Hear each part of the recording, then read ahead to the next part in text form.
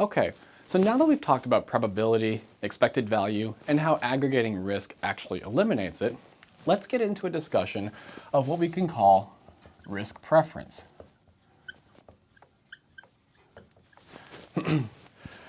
Let's return to the coin flip example from before, but we're going to dial it up a notch. This time, with 50% probability, it'll land heads, and I'll give you $1 million. On the other hand, with a 50% chance, it'll end up as tails, and you'll walk away with $0. Now, the expected value of this game would be equal to $500,000, or $500,000. Now, you can play this game, so we'll call this game Game 1. Alternatively, you can play a different game, where I just give you $499,999. Now, in this case, I just give you this money. There's no coin flips, there's no uncertainty, you just get the cash right now. If you choose to play this game, you cannot choose to play this one. Likewise, if you choose to flip the coin, you cannot just take the money, and you only get to play once. Which one of these two would you take? Now, my guess is that you would probably end up taking option 2. Because most people would take the cash and not flip the coin, despite the coin flip having a higher expected value, though admittedly only by $1. Why is this? As it turns out, most people prefer less risk to more risk. While it's true that if you flip the coin, you could walk away with $1 million, you could also walk away with nothing. $499,999 is, for most of us, a life-changing sum of money and is nothing to ignore. With that kind of money, you could pay off your student loans, buy a house and have little to no mortgage payments, and potentially even buy a new car.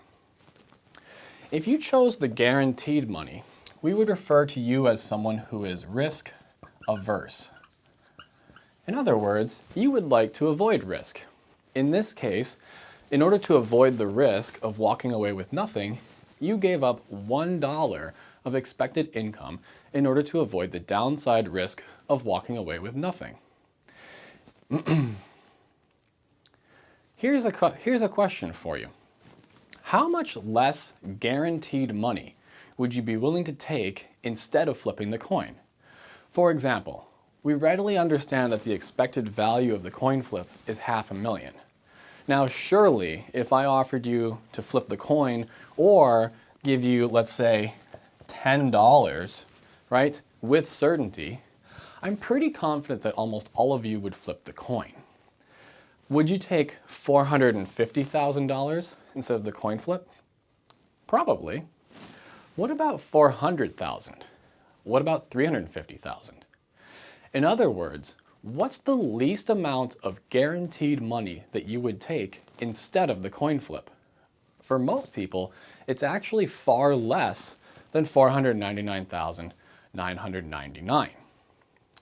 The lower the amount of guaranteed money you would take instead of the coin flip is a way to think about how risk averse you are.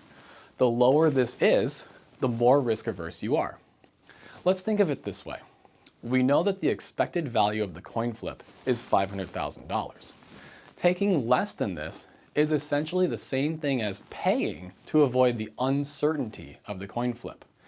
If you were willing to, say, accept $400,000 guaranteed instead of flipping the coin, then that means you're willing to give up $100,000 to avoid the risk. Likewise, if you're willing to take $350,000 guaranteed, that means you're willing to give up $150,000 in order to avoid the risk.